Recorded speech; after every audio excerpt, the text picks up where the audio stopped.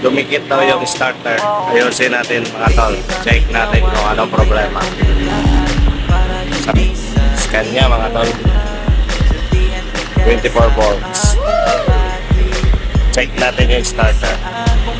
Wow. Okay, may scan niya mga tol. Ayan o. May trouble daw. Natanggal na natin yung napakahirap tanggalin na. Wow. Kasi tayo palang naka-braking ng starter.